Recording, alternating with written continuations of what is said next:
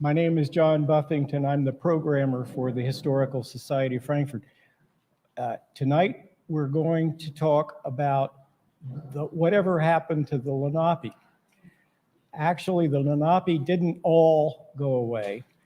You're going to hear why we think they all went away and who's left and what the status is from a Lenape chief.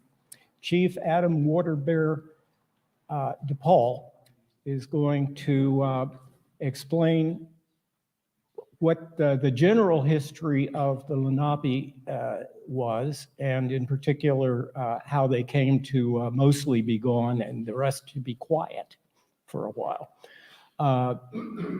This is a very important meeting for us, probably more so than for the Lenape, because they started their renaissance some years ago, and now they're helping us with our renaissance because we have neglected the part of the history of Frankfurt that goes back to before the English-speaking folks took over here. The way that the Historical Society began in 1905 was it was founded by English-speaking descendants of English-speaking settlers from the 1660s. And nobody in the society has ever spoken Dutch, so that we would perhaps look into the written Dutch records. Nobody has been related to the Swedes or Finns until we got down to a current member, Tom Dayton, who is in fact descended from a very important Swedish figure in the early days of New Sweden, which was well ahead of William Penn. And certainly we've never had an acknowledged Lenape descendant, which we're happy to have tonight as a speaker. Chief Adam Waterbear is a double official of the Lenape, the Lenape Nation of Pennsylvania. And he is authoritative, I think, on what is known about the cultural customs and whatnot of the Lenape. And we are going to put our heads together over the next while to work out protocols for how the Historical Society of Frankfurt can expand its mission to include material pertaining to the history and cultural customs of the Lenape prior to their sort of quiet period. And I think that's going to be a very useful expansion. Our mission here is to promote and preserve the history of Frankfurt and nearby communities. And the long stretch when what's now Frankfurt was part of the Lenape Nation before English became the common language here, that deserves attention, and we're going to see about giving it from now on. Now, the first thing we did was sign a treaty with the Lenape Nation of Pennsylvania, in which we pledged to do our part to help them to promote and preserve their particular history. And this is the next thing we did was schedule this talk, which is just the beginning of how we're going to go about doing that. And we will be doing more, and you'll be hearing about more in the future. In the meantime, though, the other thing that we've done is what's called a land acknowledgement. And this is a unanimous statement of the board of this society. I repeat again, unanimous statement of the decision makers in this society. And President Jerry is going to present it.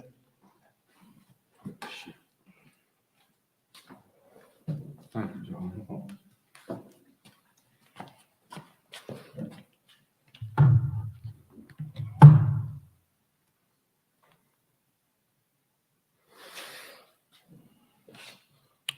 Okay, the Historical Society, welcome, Adam, and thank you, John. The Historical Society of Frankfurt recognizes the Lenape people as the original inhabitants of eastern Pennsylvania.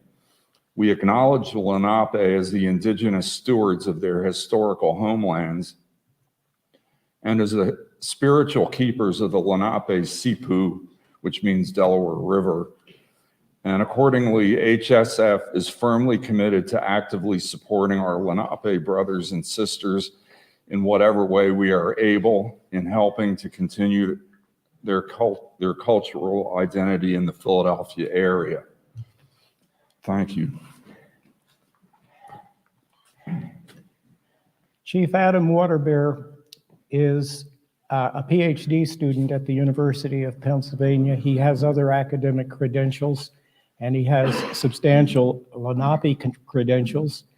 And with that, we welcome you tonight, and thank you for being here.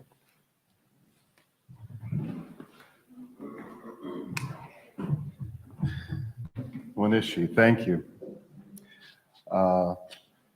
Delanisi Yukwe. I'm going to speak Lenape now, briefly. Deluanzi Sakima Adam Bima. Lepweinu ni Lenape Nation of Pennsylvania. Nulhalau nek achemi wakana. Again, my name is Chief Adam Waterbear. I am a tribal council member of the Lenape Nation of Pennsylvania, where I also hold the roles of Director of Education and Tribal Storykeeper. It's wonderful to be here.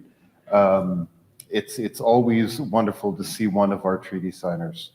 And do I remember, Jeremy, did I meet you at the river? You were there too. Yeah, as soon as I saw you, you looked familiar. I've talked to John many times since then. But it was wonderful to have you two come to the River Journey to represent the society and to forge this partnership. So I'm especially happy to be here and talk to you folks tonight. Just a couple things. First of all, in case you don't know, we're also streaming this. Hello, everyone. So I have a mark where I should stand. I'm going to try to stay here. If you see, I'm a bit of a pacer. So if you see me wander, or folks there, if you see me wander off screen, give the hands or just tell me to walk back over here. Also, a brief correction. I am not a doctoral candidate at the University of Pennsylvania. I'm a doctoral candidate at Temple University, and I teach at Arcadia University. We have a wonderful friendship with UPenn, but I'm not a student there. So, last thing, I see that, if I'm right, the beautiful clock you have there isn't quite accurate, so I'm going to leave my phone here. I promise you I'm not texting anybody. I just have to make sure I don't ramble too much, because I want to be sure to stop in time for questions and answers. I prefer discussion to a lecture, so I want to hear what most interests you and you folks online as well also.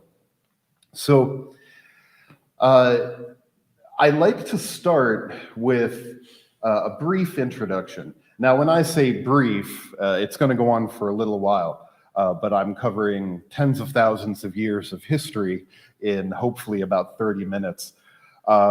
So what I can get into today is not going to do justice to any of our people or any of the people I'm going to discuss. It's not a thorough, in-depth history, but it's hopefully will be enough to orient you to who I am and who our people are, both the Lenape people in general and my specific nation, the Lenape Nation of Pennsylvania, which is just one nation of the Lenape people. So I want to talk very briefly about pre-colonial life. I don't spend a lot of time talking about our life pre-colonialism. And the reason I don't spend too much time is that you can find that information if you look hard enough. It's not as accessible as it should be, but if you do some diligent research, you can find that information in different exhibits, in academic historical articles, anthropological articles. What is more difficult to find out is what happened to us after colonization. By many of the books and seminars, you'd think we just vanished into thin air just about after maybe the French and Indian Wars. So I like to spend a lot of time on the more untold story. But just a few notes on our people. We are, in case you don't know, we're the indigenous people of right where you're sitting here. Eastern Pennsylvania, and also southern New York, all of New Jersey, and northern Delaware. This is what is referred to as the Lenape Hoking, which in Lenape means the place where the Lenape are, or the land of the Lenape. A fun little language lesson. In Lenape, that word, that's just the word Lenape with a suffix stuck on the end, and that suffix means the place where this thing happens or the place where this thing is. Whenever you're driving through the Lenape Hoking, or anytime you see here in our homelands a place name that has that ending, NK, and sometimes it gets anglicized into NG because we don't pronounce that K. But when you see a place name that has that ending, there's a good chance it goes back to our language. Minnesing, right? Manayung, Machung, if you know the Jim Thorpe area up by me. These all come from the Lenape language. Manayung, I know, is not too far from here. And people would say Manayung, right? When you say the town name, you say that hard K at the end. We would say Manayung. But that means the place where people go to drink, for instance. So that's one way our language lives on, our culture lives on, is in our language and place names. Another thing you'll hear about our culture very often, and probably not even realize it's Lenape, you'll hear the names of our clans. The Lenape people have 3 major clans. We have many, many minor clans, but there are 3 major clans that have always made up the Lenape people. Now, before colonialism, these clans were separated largely by geography and also dialect of language spoken. And each clan had an animal totem that they would use to represent themselves. Now, I know I probably don't have to tell you people this. You are more educated in most history than I am, I imagine. But when I say totem, don't think totem poles. Of course, we didn't have totem poles here out east. That's a product of our western or plains cousins. You never see them here for all the trees, right? Totem poles are out west where you have miles and miles of horizon to see those wonderful things rising up. But each of our clans adopted an animal that they felt represented themselves, represented their clan. So I live up in the Poconos in northeast Pennsylvania, up in the mountains. And up in the Poconos area, North Jersey, southern New York, that was the Muncie clan. Now I use the past tense because, of course, colonialism scattered us and we're not separated in these areas anymore. But we still very much use our clan structure. So the Muncie used to live up in the mountainous area. They were the Mountain Lenape. They're the Wolf clan. Then about the Delaware Water Gap, Wing Gap, Lehigh Valley area, you would start turning into Unami territory, Unami Lenape country. And the Unape were the lowland Lenape. They are the Turtle clan. And right here where you're sitting, this is Unami country, all the way down through here, down through Philadelphia and into upper Delaware. The third of our clans, and this is the bit of a mouthful, the Unalaktago. They're the Turkey clan, and they were the ocean Lenape. They lived along the Jersey shore, the Delaware shore, and adapted to ocean life. So I like to bring that up because you can't drive too terribly far throughout the Lenape Hoking without crossing something like Unami Creek or Muncie Trails, Mincie Trails. You'll very often hear Mincie, which is just another word to refer to our Muncie clan. So our culture still lives here. Our language lives here. Our clan names live here. Many people encounter them very often and don't even realize they're Lenape.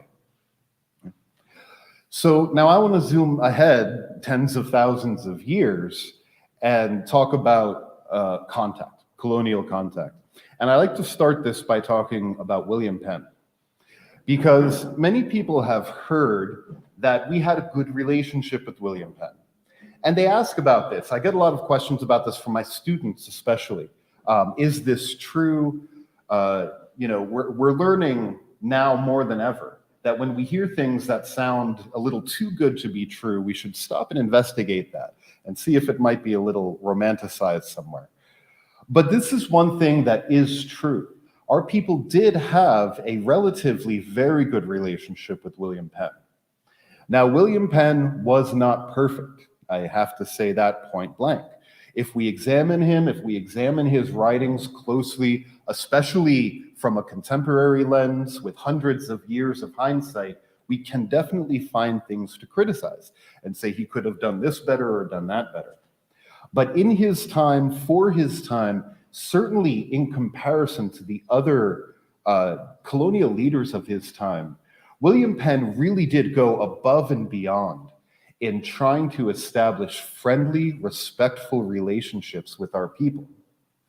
And we honor that relationship. We honor that spirit of William Penn. We still honor that in a treaty we sign every 4 years. I usually save that to the end to talk about when I get up to what we're doing today. But John already mentioned that because you folks came and you signed the treaty back in 2022, last year. I'll talk more about that at the end, flesh that out a little more. But we do still revere the spirit that Penn brought to the relationship between us and the colonists. It's with Penn's sons that relationship drastically turns. Penn's sons wanted nothing to do with the spirit of their father. They wanted nothing to do with living in harmony with us as neighbors or as friends. Penn's sons wanted our land, and they wanted us out of it. The first step to making this happen was to secure our lands on paper, in documents, right? How many people here have heard of the walking purchase? That's a wonderful. That's so much more than I get out of the average crowd. The walking purchase? Am I speaking loud enough? Can you hear me in the back? Just give me something if I need to speak louder. So I know you're a particularly educated crowd in history. Normally in a group this size, I might get 4-ish people who have heard of it, and some of them might be half. I've heard those words in that order before. So the walking purchase, long story short, again, I'm not doing this a great amount of justice, but this was an agreement where we would offer Penn's sons some land to live here with us, to live here as our neighbors. And the amount of land that we would offer Penn's family would be decided by taking a walk. We would go out to the Delaware River and we'd walk in a northwesterly direction for a day and a half. And however far we walked together in that day and a half, we would make a mark on the map and we would draw a line due east back to the Delaware River. And then that triangle of land, with the river being the eastern border, that would be the amount of land that we'd offer Penn's family. So this was decided upon, and this was arranged. Now, before the date came, Penn's sons orchestrated a few things. The first thing they did is they had contractors come in and clear as much of the land as they could in that time. Cut down the trees, the brush, make nice clear paths in, again, what was still and is still in many areas, this great northeastern wilderness. The second thing they did was they scouted their ranks to come up with 3 professional runners who could come and take part in this event. So when the day of the walking purchase came, we all gathered together, ready to go off and walk together. And when we started, those colonists who we thought were walking with us just took off running down these cleared paths. Our people walked on for a little while until they realized no one was coming to walk with them or have this journey with them. And finally, they sauntered off the path, not entirely sure what was happening from this point. But those runners, they kept on running. Now, 2 of them couldn't make it the whole day and a half. They had to stop early out of exhaustion. But 1 runner did run that entire day and a half. And as was agreed on paper, where he ended up after a year of running, that would be a lot. After a day and a half of running, made the mark on the map. And then as a final bit of whatever you want to call it, subterfuge, when they actually drew that line back to the Delaware River, they literally tilted the map slightly to make that angle a little more obtuse than it would have been otherwise. But a little tilt goes a long way when you're working with that kind of scale. So at the end of the day and a half, when we thought we were giving, a good couple acres to the children of Penn to raise a family home here, we ended up signing away an amount of land in Pennsylvania about equal to the area of Rhode Island state. It was huge. And one of the clearest signs that we were no longer, not only no longer friends with the colonists, but that we were no longer wanted here. Because after Penn's sons and this era of colonists, after they secured our land on paper, however they did so, the walking purchase was not by means the only underhanded land dealing that the colonists used to get our land on paper. There were many of them. The walking purchase has become one of the most famous. But after this was secured on paper, this era, Penn's sons and their era of colonists had no reserve, no quarter for how they removed us. They just wanted us gone. We have a cultural center up in Easton, Pennsylvania.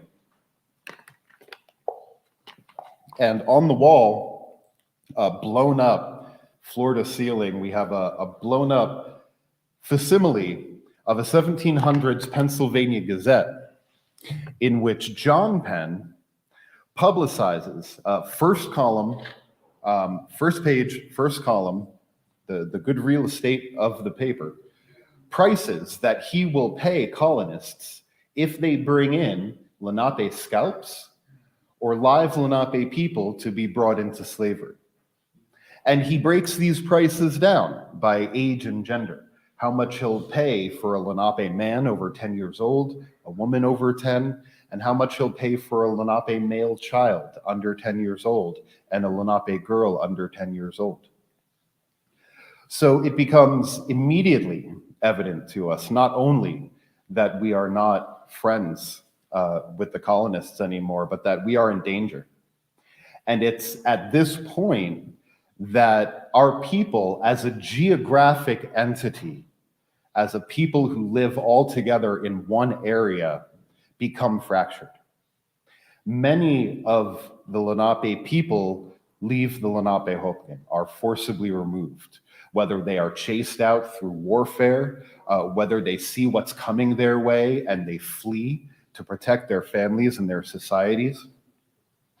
And this Lenape diaspora that is forcibly removed from the Lenape they go in all directions, anywhere they can go to try to escape and to feel safe from colonialism. So as a result today, there are Lenape people all over the country and continent, and of course by now beyond. Now today there are 5 nations of Lenape people that represent these diaspora that were forced to leave our homelands. And today these nations, 3 of them are in the United States, 2 of them are in Oklahoma, and 1 of them is in Wisconsin. And more of our people got pushed just north of what is now the United States border, and they went into Canada, what is now Ontario, Canada. And we have 2 nations in Ontario, Canada. Those 5 nations of our diaspora who were forced to leave, and again, please understand, I'll say it again, I'm not doing any justice to the huge, long, tumultuous, heart-wrenching journey that they suffered. I will pause on this just for a second. I feel the need to say this, again, to some of kind of my freshman students who don't know much about this. I know you people all probably know much better. But sometimes I get the idea from my students that they have an idea that, you know, Native Americans were forced out of their homeland, but their perception is kind of, well, the Lenape picked up from Pennsylvania one day, walked out to Ontario, sat down, and that's how they were removed. And I have to impress upon them, no, these are years and decades, and in some cases centuries, of continuous removal, partial resettlement.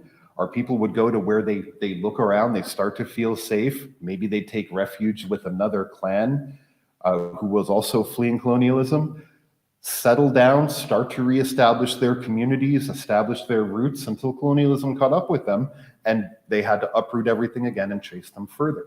And a continuous process, on and on and on.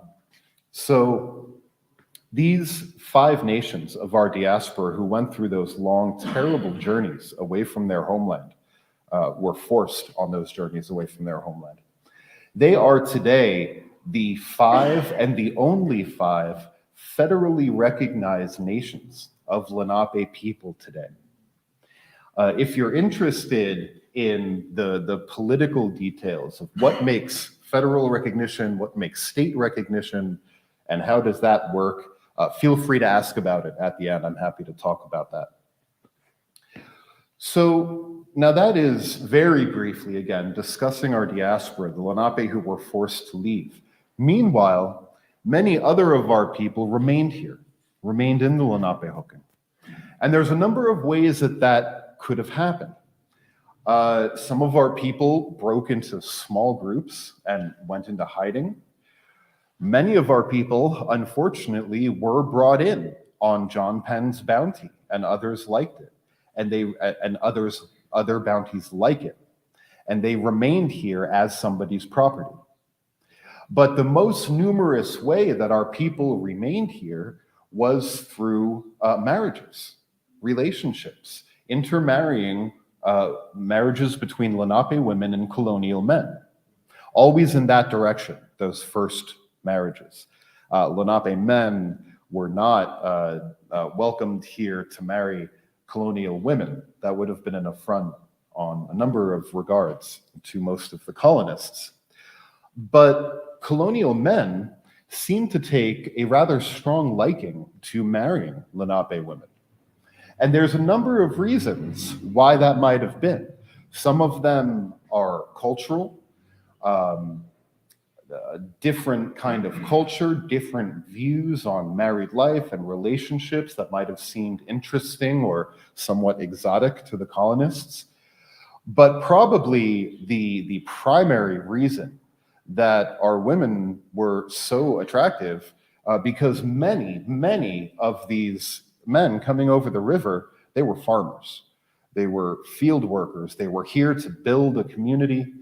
But of course, they found themselves on foreign soil, on alien soil. They didn't know how the crops would rotate, how the seasons rolled here, what the soil would raise and what it wouldn't.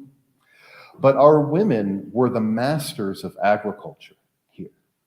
They knew, well, nobody knows everything there is to know, but they had a mastery of knowledge from, again, tens of thousands of years of working this soil on not just how to make the soil produce, but how to farm, how to do horticulture in a way, how to coax the land to produce in a way that would not destroy the resources, wouldn't destroy the soil.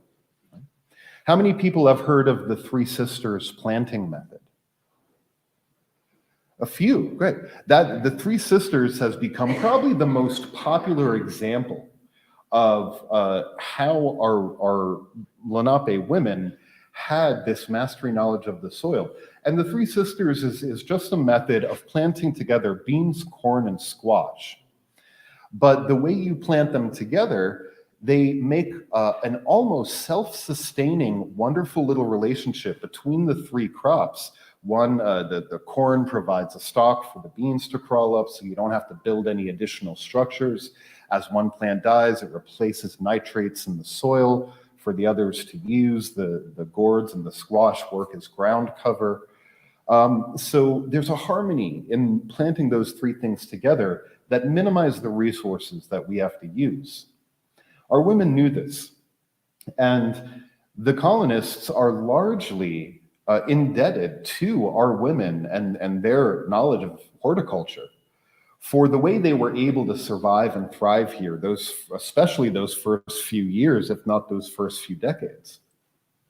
There's a historian, Robert Grumet, who notes in one of his books that as early as the 1600s, there are Lenape children being born with curly hair and freckles.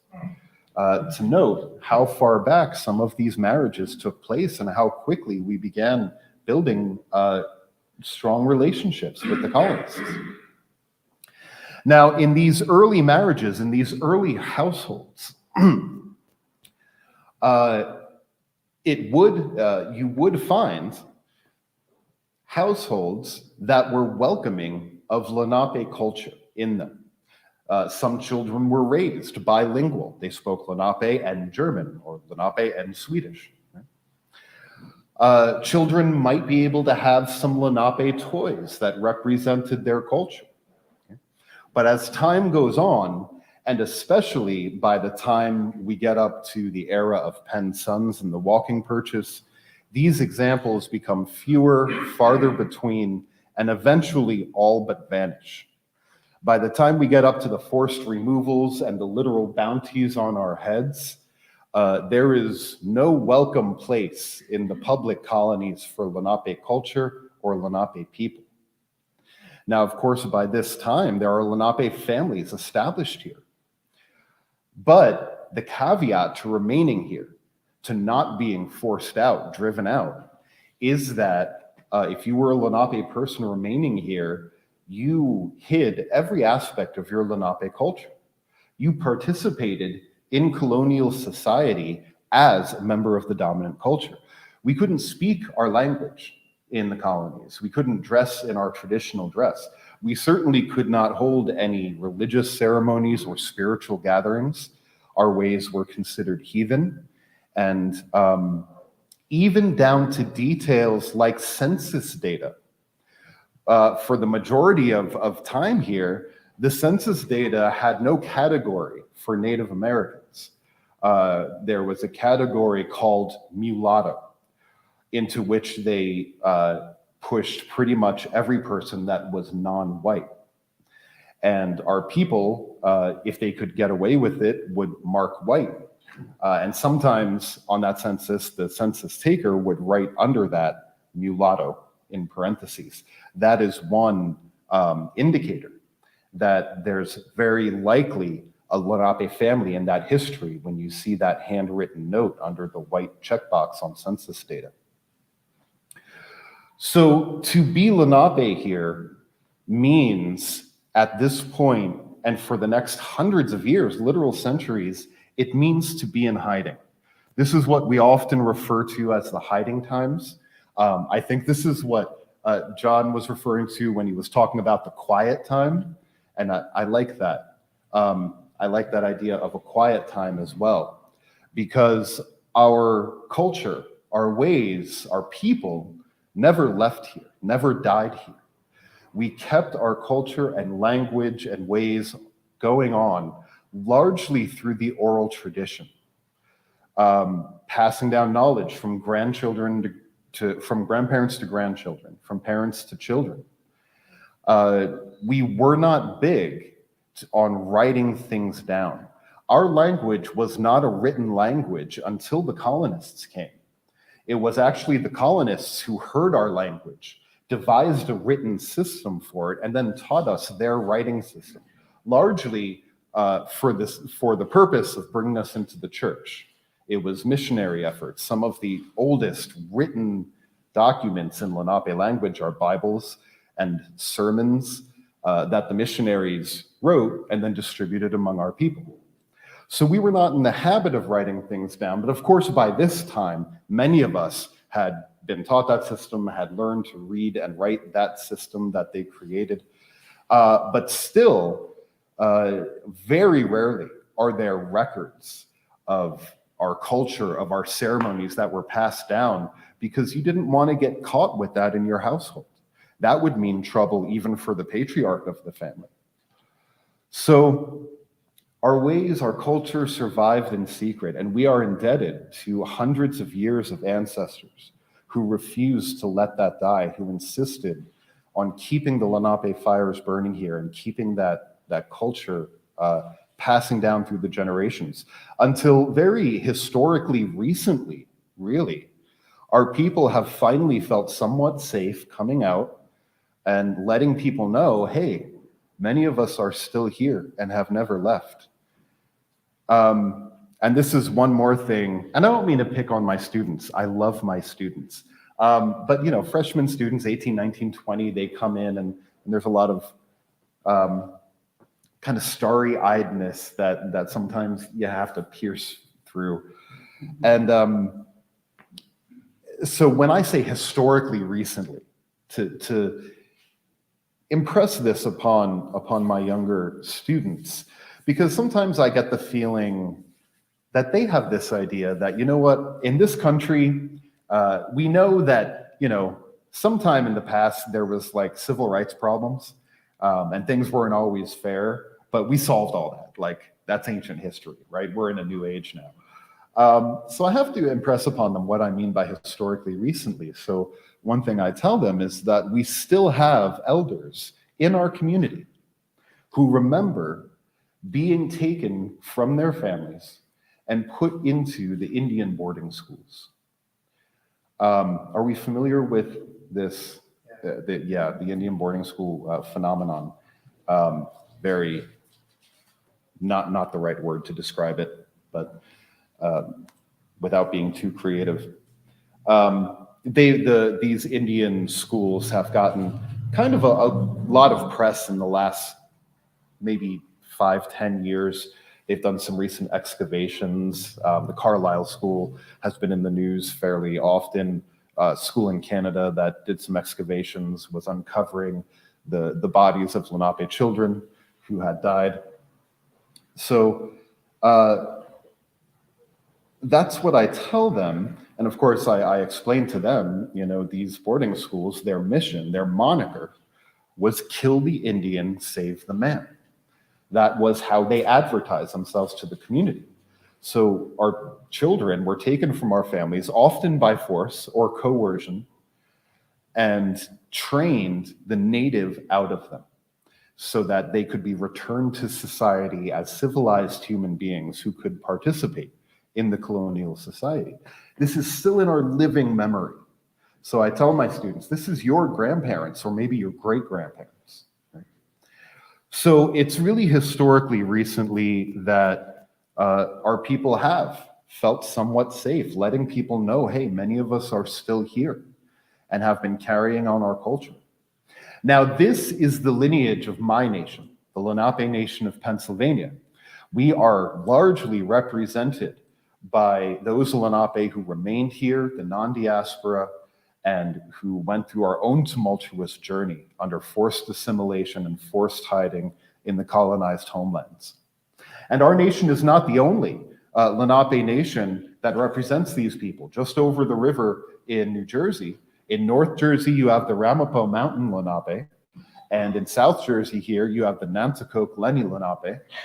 And then in Delaware State, you have the Delaware tribe of Lenape Indians. So our four nations here represent those Lenape who never left, who remained here. Now, today, we are first and foremost a tribal entity. We hold our traditional ways. We hold our annual seasonal ceremonies. We hold our rituals. We have marriage ceremonies, burial ceremonies. naming ceremonies. We keep our culture and we revitalize. We are very dedicated to revitalizing those parts of our culture that have been particularly ravaged by the hiding times, by the forced removals. One example I bring up in this regard is our language. The Lenape language is incredibly endangered. By linguistic standards, we actually don't have enough speakers to be considered an endangered language. We are worse off than that. Back in 2008, the University of Pennsylvania approached us and asked if we would collaborate with them on an exhibit about our people. So we did. It was a wonderful exhibit. It was up 3 years. It got voted in for 2 extra terms at the Penn Museum, 3 years at the Penn Museum. And then when it retired, they shipped the whole thing to our cultural center. So you can still come see it at Easton. We have it at our cultural center. But in 2008, when we started collaborating on this exhibit and they started doing research and writing the proposals, they put forward that there were only a handful of people in the world that could speak the Lenape language capably. And that doesn't mean fluidly. And that certainly doesn't mean native-born speakers. That means mostly people who dedicated their life to reclaiming their language. I can speak a little bit about this particular process because I personally am very fortunate, and our nation is very fortunate, that one of those handful of people to whom Penn was referring is my mother, our nation's clan mother, Shelley DePaul, who is today our director of language. And she has dedicated her life to bringing the language back to our people. And this is a process of years and decades of interviewing elders, of paging through those old colonial documents, those old Bibles and sermons, of interviewing our living people who still hold vestiges of the language and ceremonial words or something like that, and putting it back together, piecing it back together.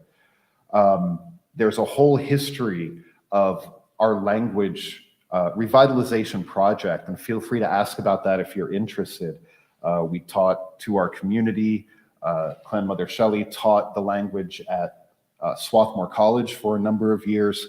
Today, we teach 5 classes a week online because COVID happened. And when COVID happened, we all learned how to use this Zoom thing, right? So then we started offering online courses, and it was incredible how many people were interested. So today we teach 5 classes online a week in the Lenape language to help revitalize and keep our language alive. The last thing I'll bring up before I turn this over to questions is our Rising Nation River Journey.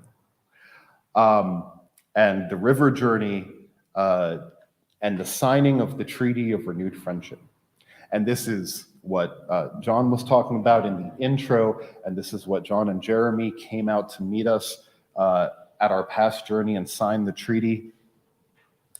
Back in 2002, we had decided, let me pause for a minute to tell you that it is central to everything it means to be Lenape, to have a good relationship and to live in harmony with all of our relations. And that doesn't just mean the two-leggeds of all races and backgrounds. It does mean that, but that means also the four-leggeds, the winged nation, the fish, the creepy crawlers, the standing trees, the grandfather stones. It means living in harmony with all of our surroundings, what in English you would call our environment. Right? We don't have a word in Lenape that translates very well into that word environment. When you in English say environment, you're drawing a line, right? You're drawing a line between yourself and everything else that is natural. This is your environment. I'm going to go do this for the environment. There's a subject and a predicate, and you're separated in those things. We don't have that separation in Lenape. But for lack of a better word, it's incredibly important for us to be good stewards of the environment, to take care of our waterways, the watersheds, the land, and especially the Lenape Sipu, the Delaware River, which is so important, has always been hugely important to our people. In 2002, we had already been working with a number of amazing organizations, environmental organizations, people like the Friends of the Wissahickon, Lower Delaware Wild and Scenic, the Audubon Society, the Delaware River Keepers. And we said, you know, we have so many wonderful projects going on with these people. We need to bring everybody together and get everybody working together. So we came up with the Treaty of Renewed Friendship that people could come together and sign. And the treaty really asks basically two things. It asks that people acknowledge the Lenape people as the indigenous people of this area and spread that knowledge however they can. And it asks that people commit to being good stewards of the environment. Now, in 2002, in order to celebrate and to spread this treaty, we took a river journey. We paddled the Delaware River, top to bottom. We started up in around the Hancock, New York area, right before where the forks come together to form the official Delaware. And we paddled every inch of that river down into Cape May where it dumps into the ocean. And we stopped all along the river to hold treaty signings. And we invited anyone, any committed organizations. At the time, it was only organizations. 2 or 3 journeys later, we started inviting individuals. We invited them to come sign the treaty. At the end of that 2002 journey, we had 17 organizations come together to sign the treaty. Now, this past summer in 2022, we celebrated our 20-year anniversary. It was the 20th year of the journey. We do it every 4 years. So it was the 6th journey. We had been doing it for 20 years. And at the end of the 2022 journey, we had over 130 organizations come together and over 330 individuals come together to sign the treaty. So it has just been an incredible way to bring together like-minded and like-hearted people from the community. And the first line of our treaty is the way our treaty is introduced. The first literal words on the treaty under the title is, "In the spirit of William Penn and in the spirit of Chief Tamman." I got that reversed. It's in the spirit of Chief Tamman and in the spirit of William Penn. But it harkens back to that spirit of friendship and good relations that Penn had towards our people. And that's what we continue to honor today with our treaty. And that's, again, why I'm so happy to be here with one of our treaty signers and to have this conversation with you. So that's all I want to talk at you about.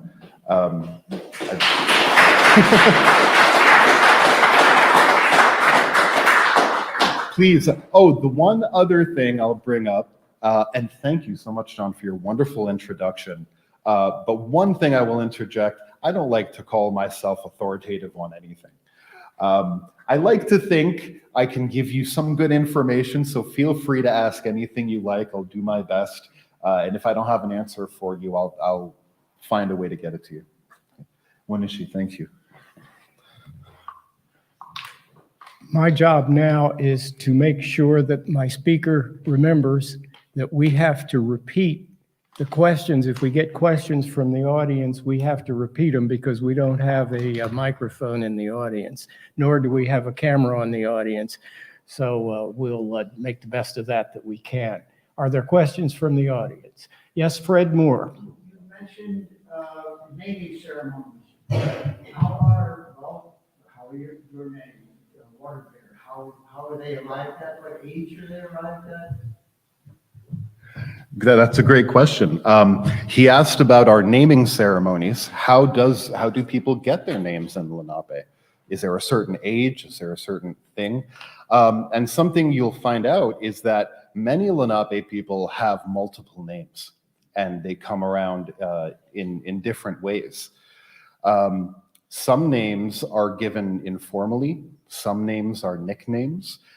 Some of those nicknames stick and some of them drop off. One of my names that my mother gave me when I was very young is Nepali, which just means in the night, because I was always a nocturnal kid.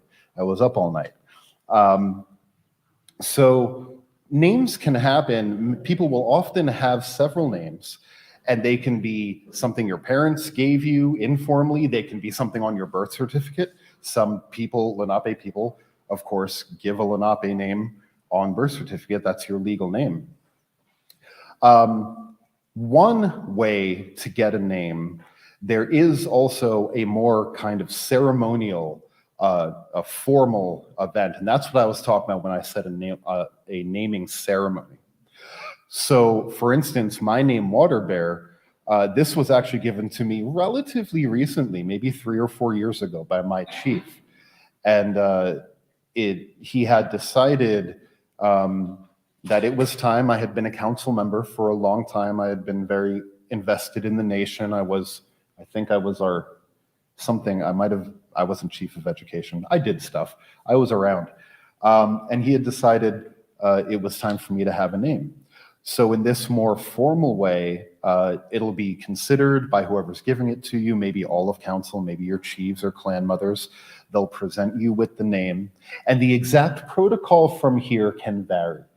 Different tribes, different nations will do this differently, but it usually involves some kind of formal acceptance of the name, and then there is a ceremony. In our ceremony, we'll have drumming, we'll say the name to the 4 winds, and there's an official kind of inauguration of the name. So different ways. Should I, or do you? Feel free. Okay. I saw your hand first, in the glasses. Okay. I have a question I'd like to ask you about, again, about the naming. Mm-hmm. Can a person outside of the clans have a Lenape name? And if so, how do you guys feel about it? That's a great question. The question was, can a person who is not Lenape be given a Lenape name? And how do we feel about it? And that's a great question, and because there is no easy answer. Here's what I'll tell you. We have many people who are in heart, in spirit, in every way, except by blood, who are part of our Lenape community. One that immediately comes to mind is Uncle Don Rupture, a wonderful author and historian. And he was I don't want to use the wrong word. I want to say he was a minister. But if that's not the right word, he was a religious leader of his community, not Lenape. But he spent his life with our people, talking to our people, coming to our ceremonies after being invited, after spending a lot of time with us, writing about our people, helping us research our own history. And our people gave him a name.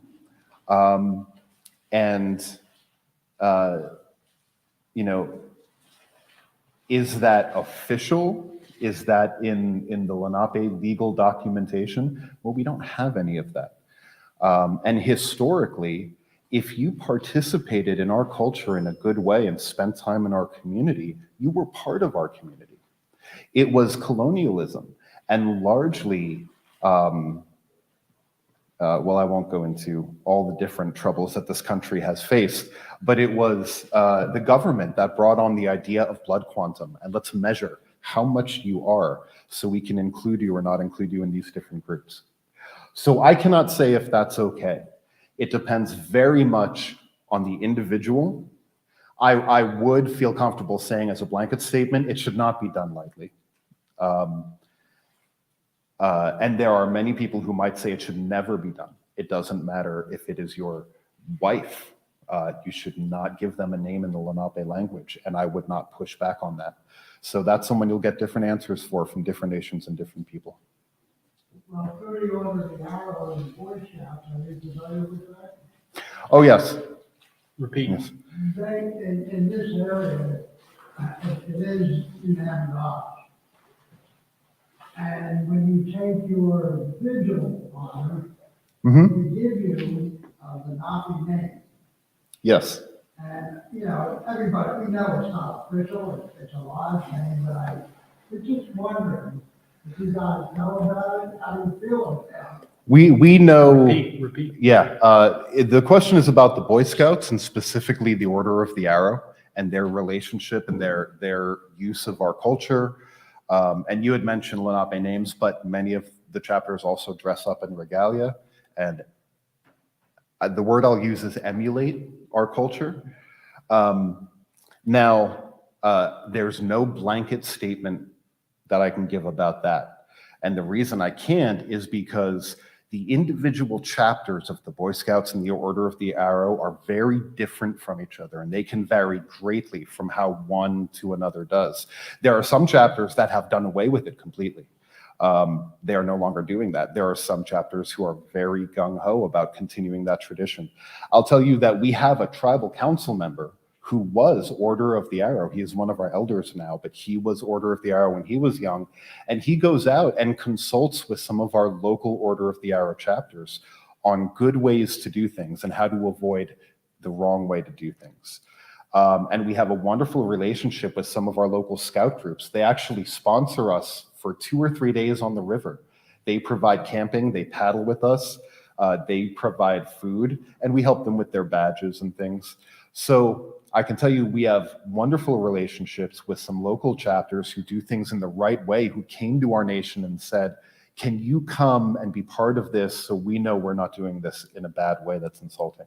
And that is the answer. That's the way that every chapter should go about it. Yeah. I'm aware of 2 different Lenape English dictionaries.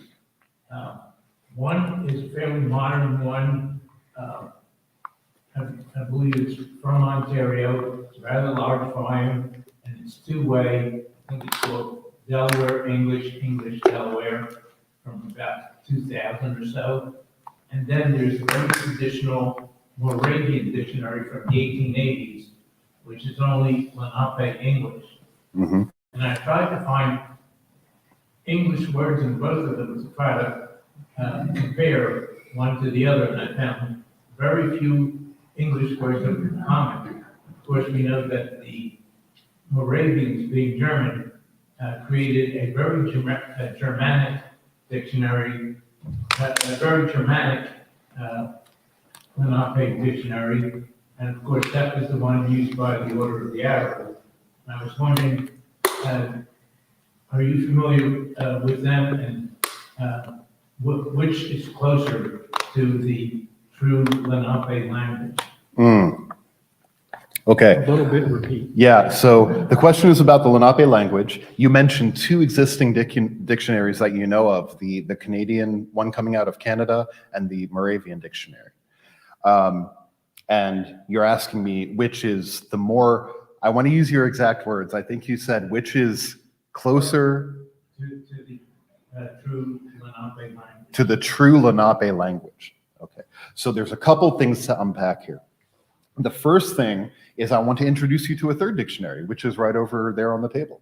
And for those of you who are online, I have a number of things here. We bring educational materials, books for sale that we use that funding to support our nation, support our programs. And you folks can find that on our website online. So there's a wonderful dictionary right there. And if you're really invested in the language, that dictionary is actually in the back of the textbook, which is what we use for our language class.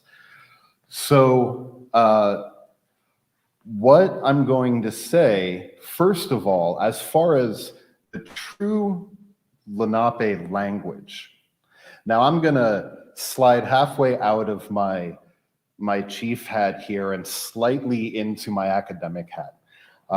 Cognitive linguistics is a small portion of what I work with in my dissertation work.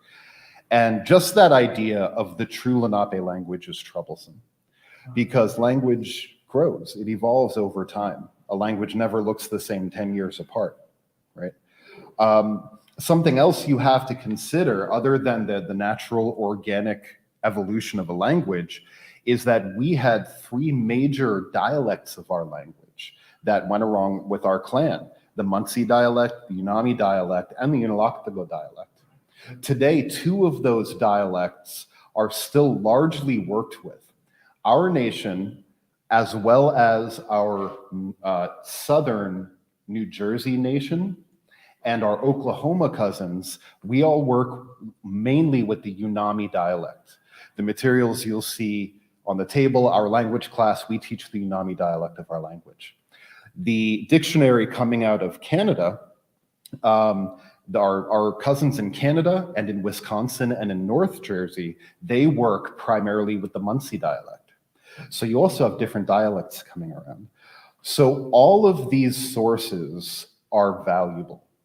And people who, like Clan Mother Shelley, who dedicated their life to rebuilding the language, they use these sources and many other. Because the final hole I want to poke in the idea of the true Lenape language is, again, to remind people that the true, if you want to use that word, I'll say the original Lenape language was oral. It wasn't written. So the moment anybody wrote it down, they created something that was not Lenape.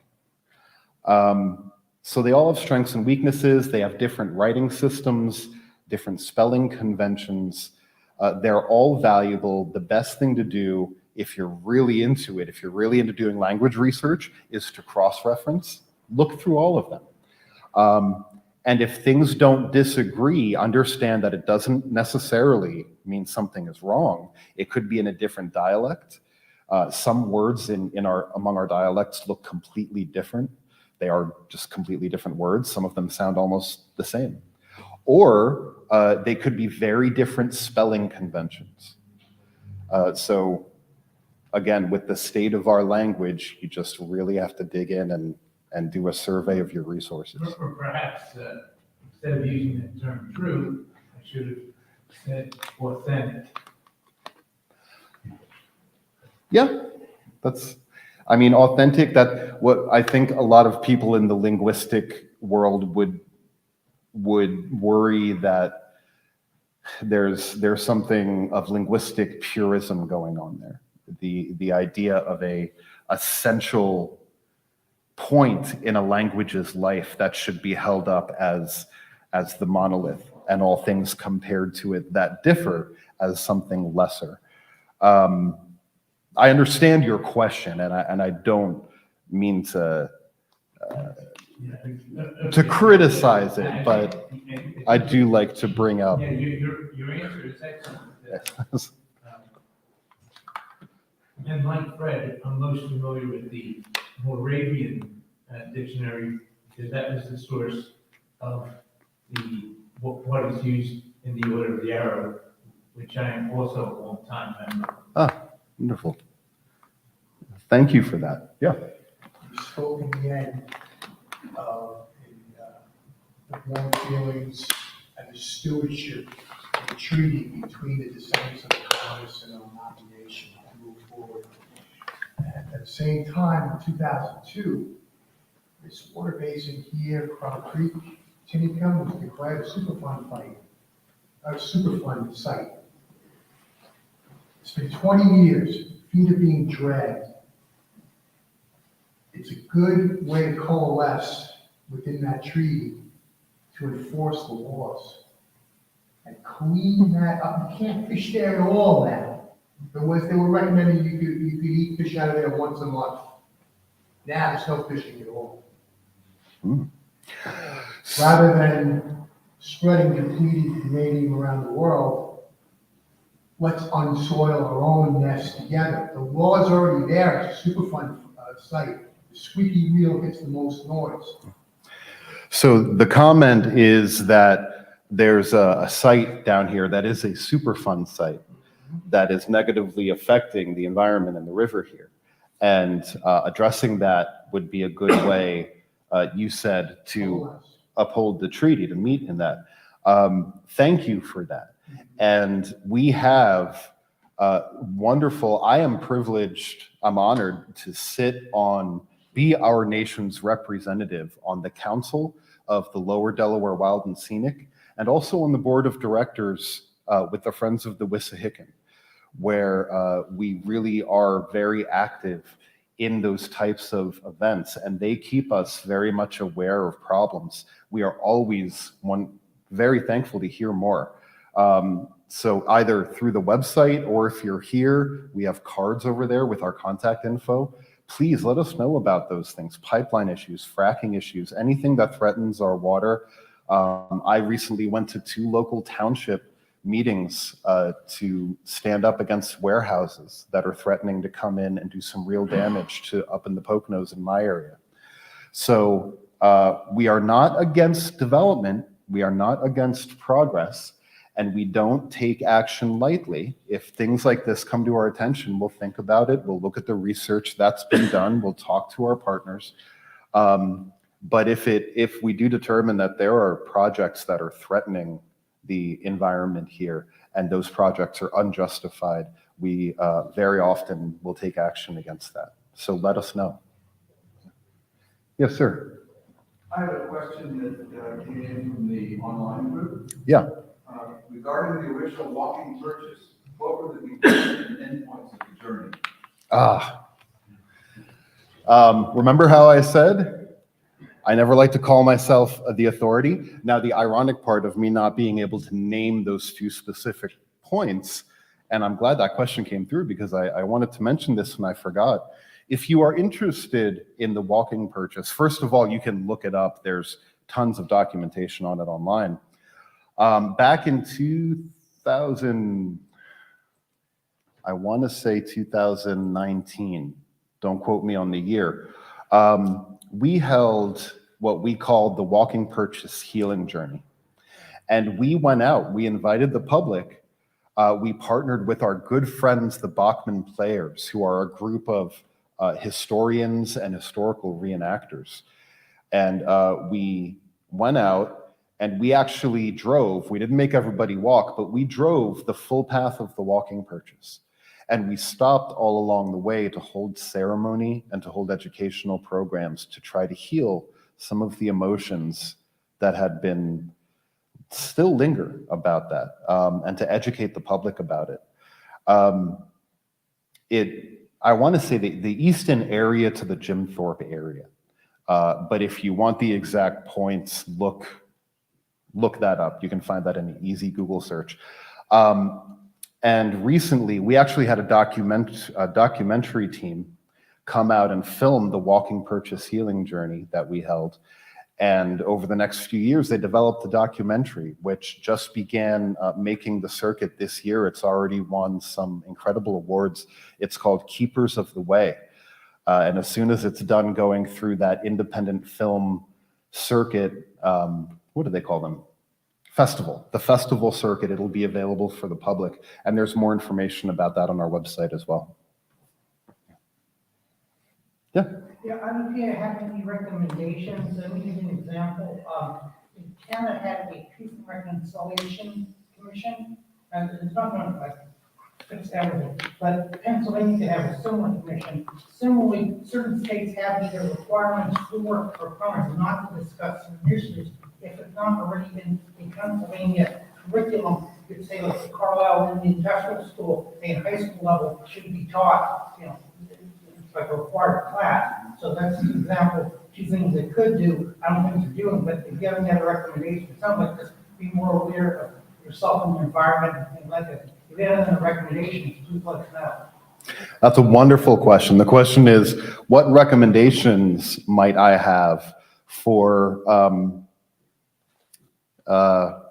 well, you mentioned things like curriculum in schools, having a commission to look over Lenape rights or something like that. What types of recommendations would help PA move forward in this way? I appreciate that question. I'll back up a second just to let you know, in case you're not aware of the state of the Commonwealth of Pennsylvania. Pennsylvania is the only state, Commonwealth, in our indigenous homelands that has never recognized a Native American people. Both of our nations, we have two nations in New Jersey that are recognized by the state of New Jersey. Our nation in Delaware is recognized by the state of Delaware. We don't have any Lenape nations recognized in New York, but New York has recognized other indigenous groups. Pennsylvania has never recognized a Lenape or any other Native American group. So Pennsylvania has a long way to go. One of the first things I'd say is they need to catch up with New Jersey, with Delaware, with all their neighbors and the majority of states, and officially as a state recognize us. As far as curriculum, part of what I do as director of education, my master's is in education. I'm a lifelong teacher. I love working with students and educators. I offer curriculum development, and I work with many schools. In fact, I'm on a little road trip tonight. Straight from here, I'm driving out to Westchester to do a program out there, and then Thursday I'm back to go visit Penn Charter, William Penn Charter School, with whom we have a wonderful relationship, and I'm helping them with their curriculum. Other wonderful places in this area, there's a strong concentration of Quaker-founded schools like Penn Charter School, Haverford, Bryn Mawr, Swarthmore on the collegiate level. So we are available, and I very often help people develop their curriculum, consult on their curriculum, but they have to reach out for us. They have to have that initiative to want to do that. What I don't do is walk into schools and say, let me see your curriculum and let me tell you how it should be. Thank you. Yes, another online? One more online. Sure. This is a little bit long. Mhm. This is from Trinity Oxford Church. We have two Lenape graves that we know of in our churchyard. Is there any way to acknowledge them in Lenape culture? Also, is there any other surviving evidence of Lenape in Philadelphia? Any other, say that last part again, is there any other? Surviving evidence of Lenape in Philadelphia. Surviving evidence of Lenape in Philadelphia. That's from who? Trinity? This is from Trinity Oxford Church. Trinity Oxford Church. Surviving evidence of Lenape in Philadelphia. Hi, Trinity Oxford Church. Here I am. We have a whole nation and many people besides.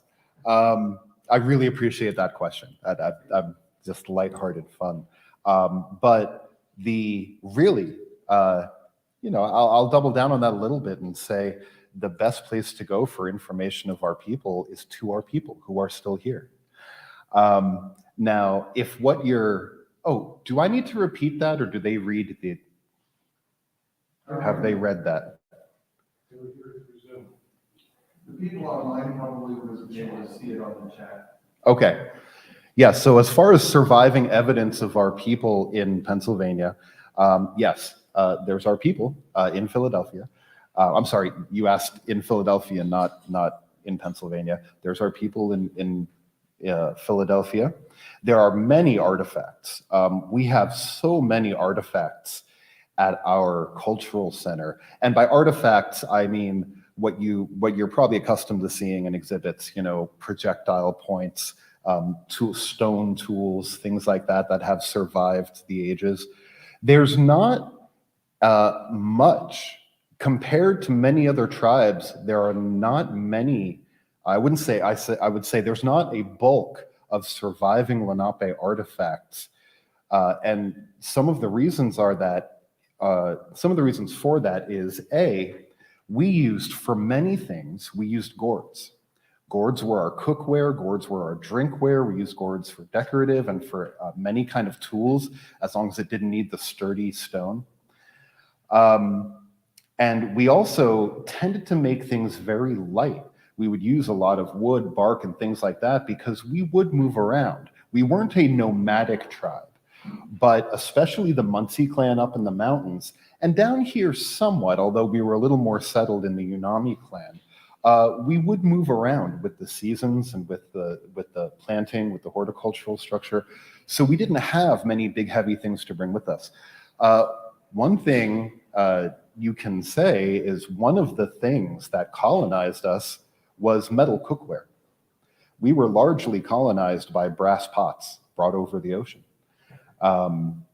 With that began a new life of possessions that could not be reconstructed and left behind. So we began to build our life and our existence around these possessions that we couldn't replace or make again. But that's getting a little off topic.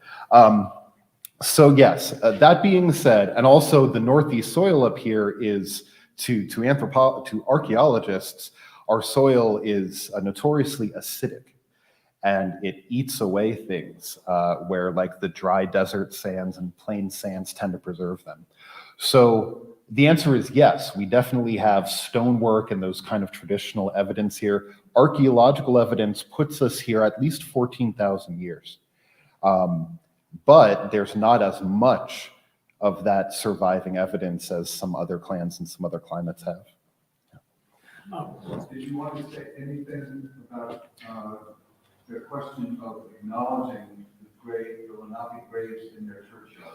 Oh, thank you very much. If you have any information that you want to talk to us about, to bring to our attention, whether it's you think you have a Lenape site, what might be a sacred site like a burial ground or a rock wall, or you find artifacts that you want to bring to our nation, just get in touch, and we'd be more than happy and we'd be thankful to hear about it and talk to them about it. And our website is lenape-nation.org, lenape-nation.org. And thank you, Trinity Orthodox Church. Trinity Oxford Church. Trinity Oxford Church. Thank you for bringing that to our attention. I hope to hear from you. For those who don't know, Trinity Oxford Church is the place where Anglican Christians worshiped during the colonial period. It was originally, the site was originally a Quaker meeting house when William Penn's ambitions for populating his province with Quakers, it became evident that it was overly ambitious in terms of placing Quakers, but that it was wildly successful in terms of drawing Christians who were kind of fed up with the way religion was overmanaged in their home countries. And Trinity Oxford is one of the premier historic sites in Northeast Philadelphia. It's a fabulous place, and we're glad to hear we're in good touch with them. And in terms of artifacts, we have a museum here at the Historical Society of Frankfurt, in which we have not particularly carefully organized our such artifacts, such Lenape artifacts as have come to us. Our predecessors, our crack museum volunteers now are doing the best they can to catch up with the rather inadequate methodologies of previous museum administration. If you want to send us an agent to help us sort out which are the Lenape artifacts and which are things that people brought home from their trip to Oregon, we would love to have some help.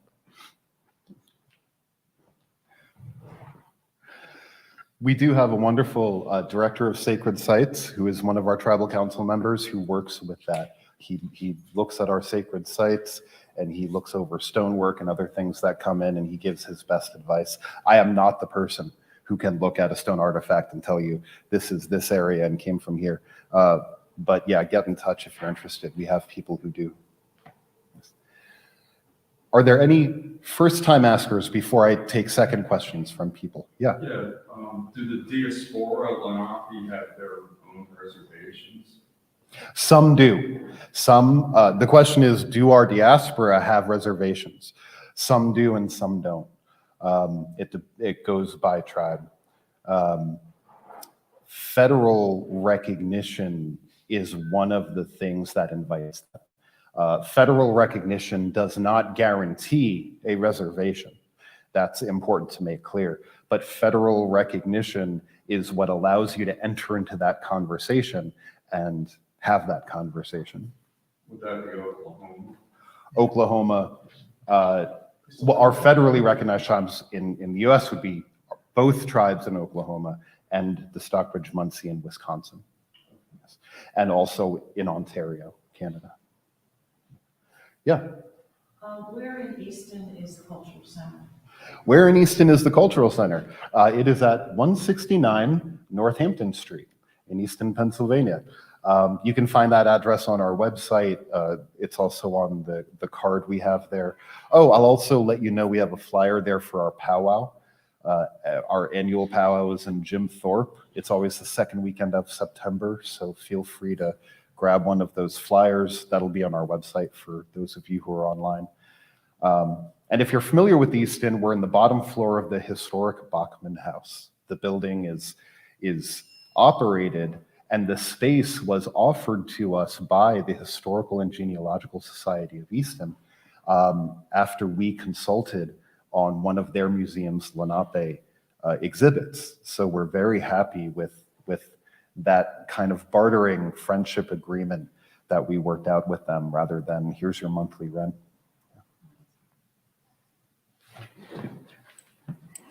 Speaking of exhibits, I believe you told me that there is an exhibit currently up at Haverford, was it? Yes.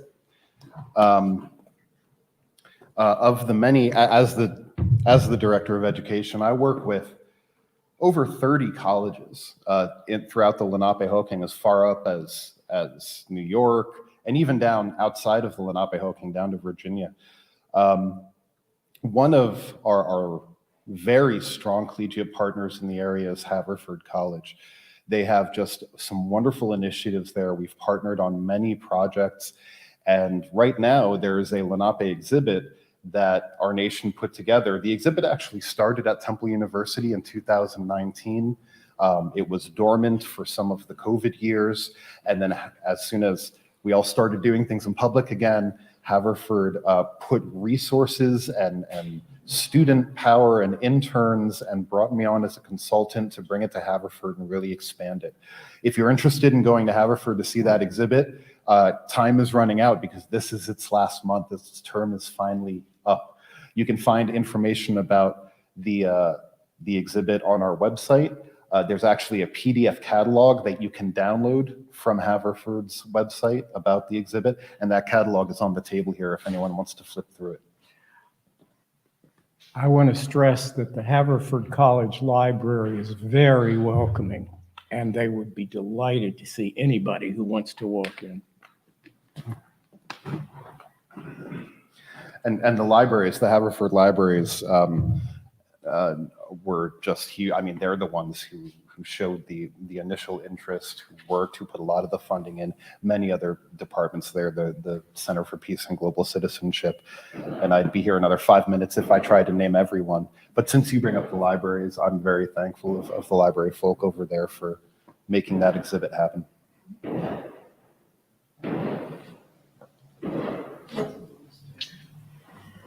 Are you familiar with Wingahoking Street here in Philadelphia? I'm not. Does the name Wingahoking mean anything to you? I'd have to think about that for a minute. As I understand it, Wingahoking was a local chief in the colonial period, and a fellow by the name of Logan, white man by the name of Logan, was a secretary, I believe it was to William Penn directly. Is that right, Fred? James Logan, secretary to William Penn. It is said, and you don't know this, I guess. We should get together and research this question. It is said that James Logan and Chief Wingahoking traded names. Are you familiar with the custom of trading names among the Lenape? I am not. Boy, do we have research to do together. We're going to have so much fun.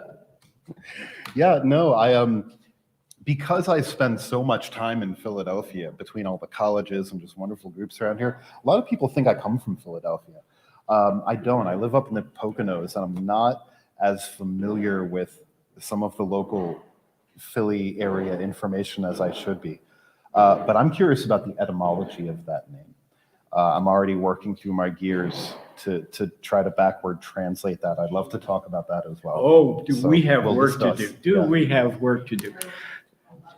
My producers have signaled me that we need to terminate the formal part of this meeting. Thank you very much for coming. I'd rather go on all night, but other people have things to do. Some of our folks actually have day jobs. I'm retired. It's easy for me. So thank you for coming very much.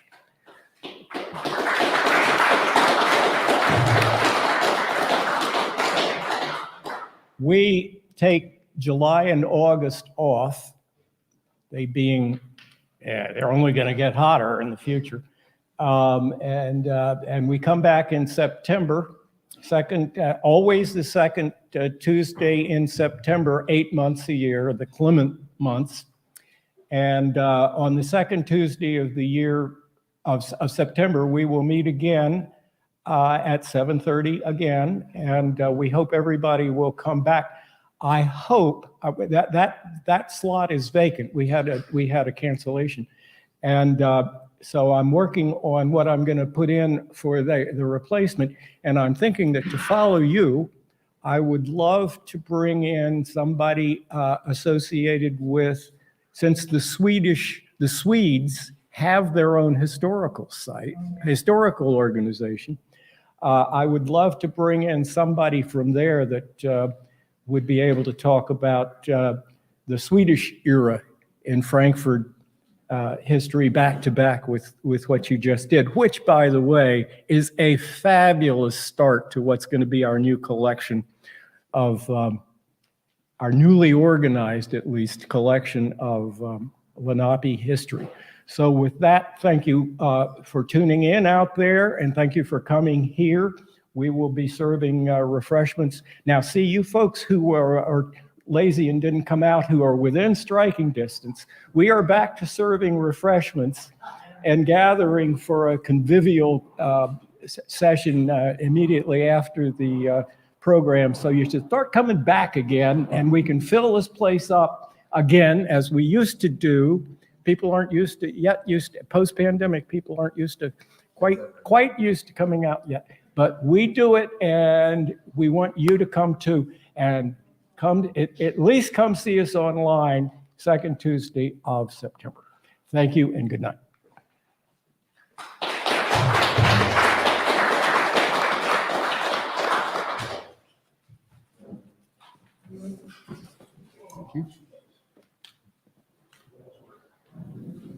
Please feel free to come over.